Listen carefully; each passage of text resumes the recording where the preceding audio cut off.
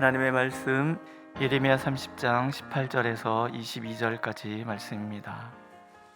한 목소리로 읽겠습니다. 18절. 여호와께서 말씀하시니라. 보라, 내가 야곱 장막의 포로들을 돌아오게 할 것이고 그 거처들의 사랑을 베풀 것이라. 성읍은 그 폐허가 된 언덕 위에 거충될 것이요 그 보르는 규정에 따라 사람이 살게 되리라. 그들에게서 감사하는 소리가 나오고 즐거워하는 자들의 소리가 나오리라. 내가 그들을 번성하게 하리니 그들의 수가 줄어들지 아니하겠고 내가 그들을 존귀하게 하리니 그들은 비천하여지지 아니하리라. 그의 자손은 예전과 같겠고 그 회중은 내 앞에 굳게 설 것이며 그를 압박하는 모든 사람은 내가 다 벌하리라. 그 영도자는 그들 중에서 나올 것이요 그 통치자들도 그들 중에서 나오리라. 내가 그를 가까이 오게 하리니 그가 내게 가까이 오리라. 참으로 담대한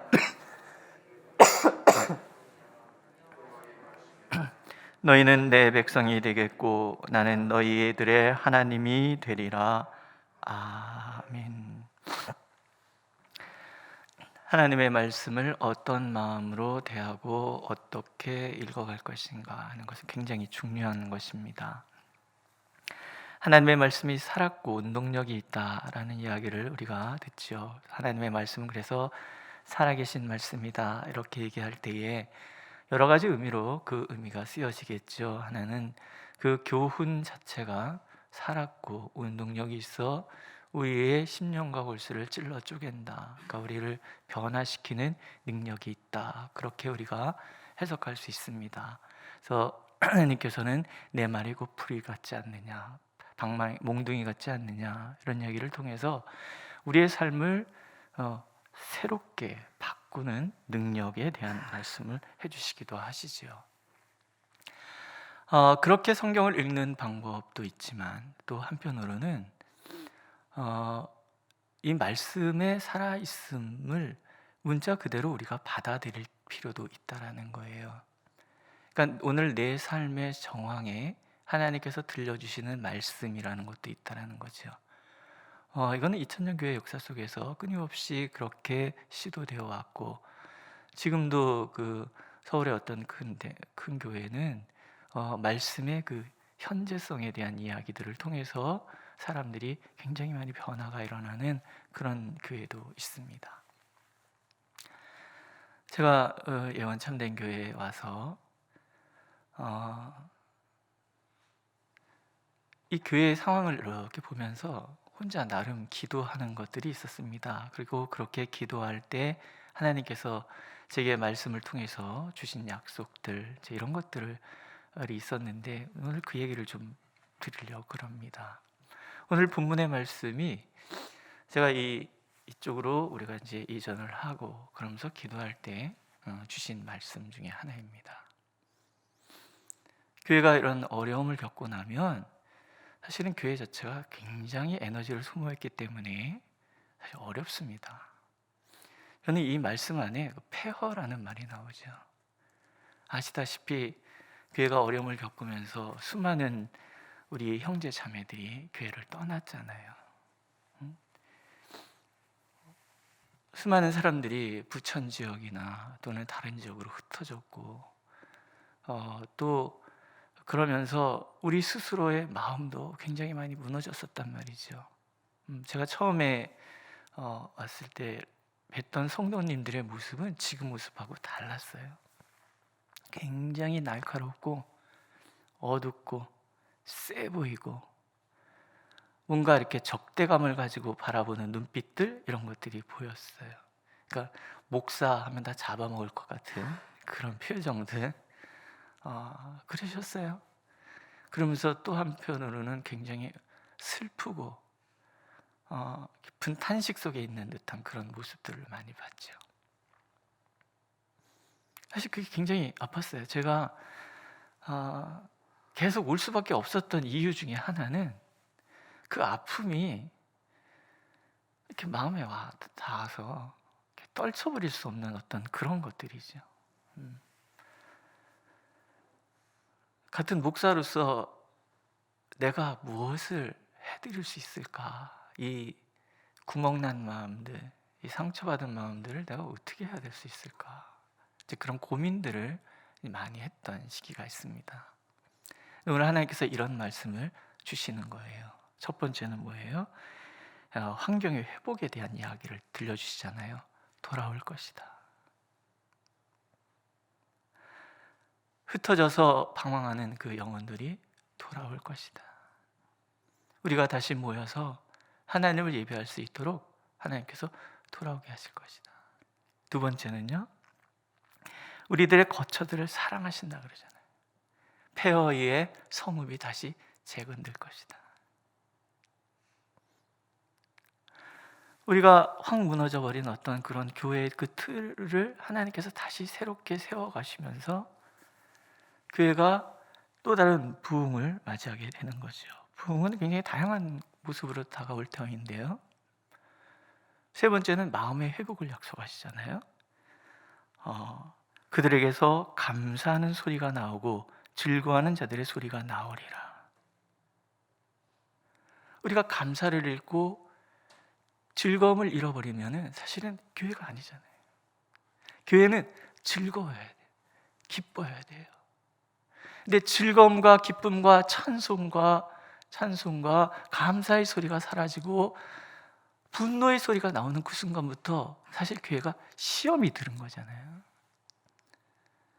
근데 하나님께서 그런 과정을 다 지나게 하셔서 우리로 하여금 감사의 소리, 즐거움의 소리로 우리의 입술의 모든 말들을 바꿔주실 것이다. 믿으십니까? 그 다음에는 번영이잖아요. 이제는 수가 줄어들지 아니할 것이다.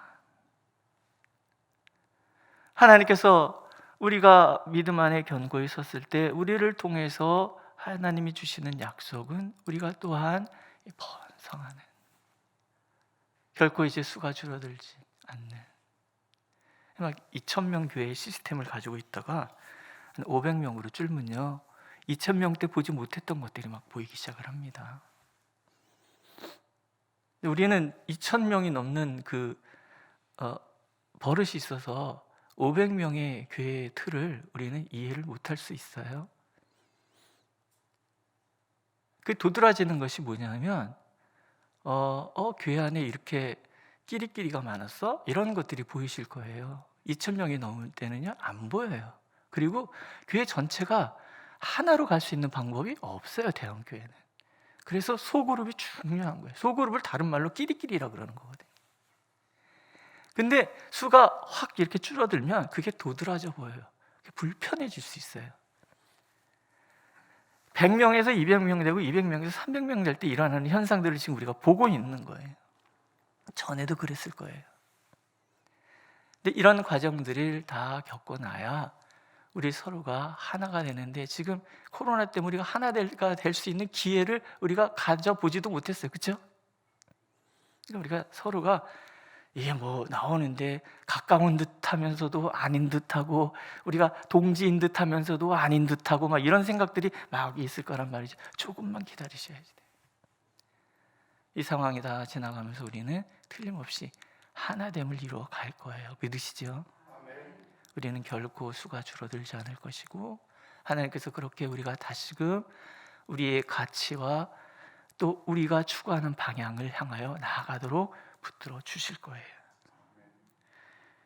다섯 번째는 하나님께서 우리가 비천하지 않게 해주시겠다 약속하시잖아요. 내가 그들을 존귀하게 하리니 그들은 비천하여지지 아니하리라.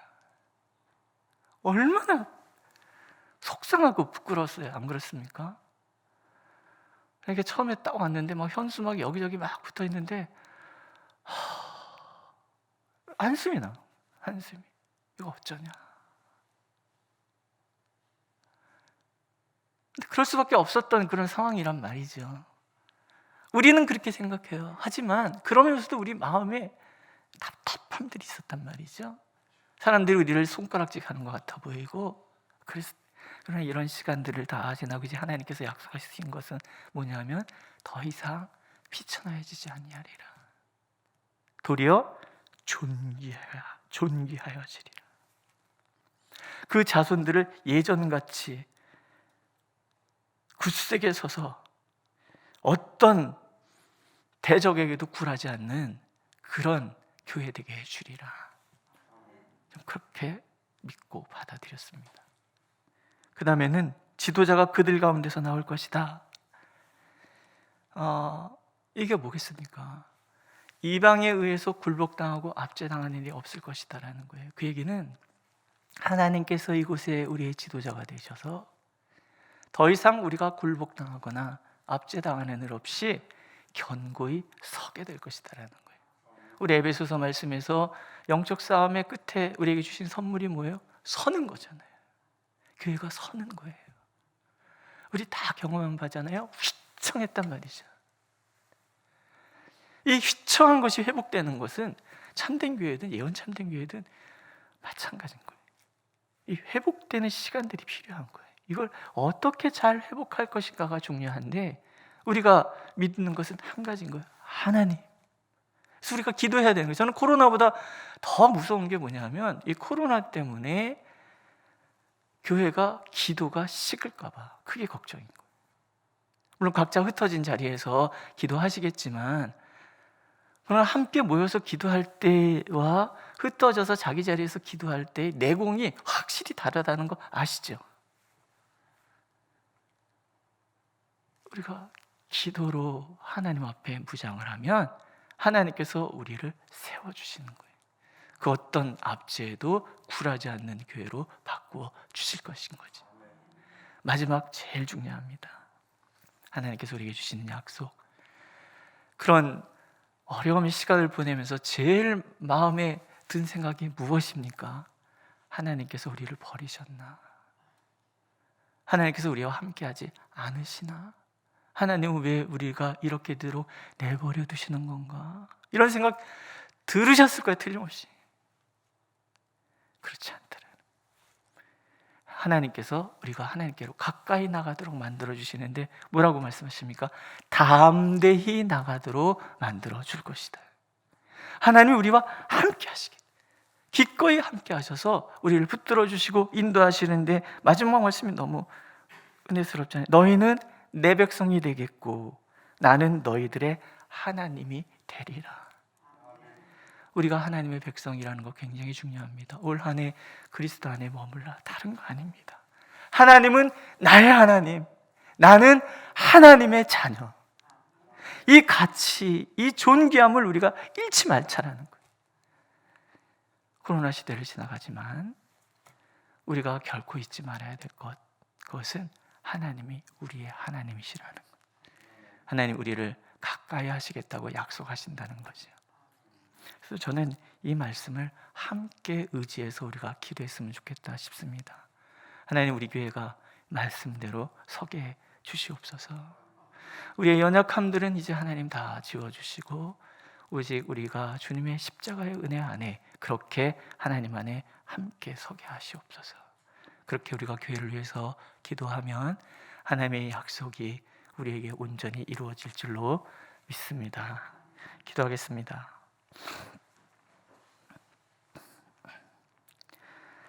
돌이켜보면 1년 전에 우리는 굉장히 어려운 시간들을 지나고 있었습니다. 그 와중에 하나님 우리와 함께 하셨고 이제 우리를 들어 안전한 예배 처소로 인도해 주셨습니다.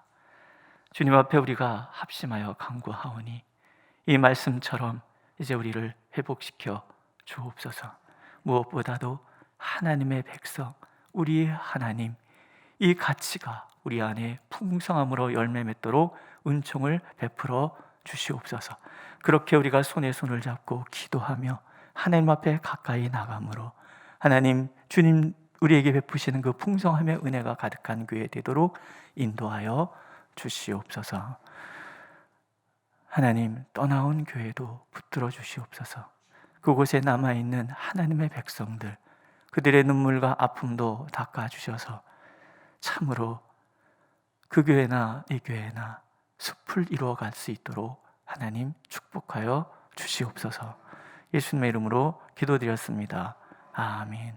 하늘에 계신 우리 아버지, 아버지의 이름을 거룩하게 하시며 아버지의 나라가 오게 하시며 아버지의 뜻이 하늘에서와 같이 땅에서도 이루어지게 하소서.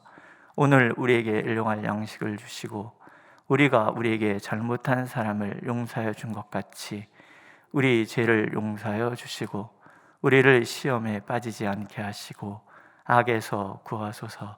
나라와 권능과 영광이 영원히 아버지의 것입니다. 아멘.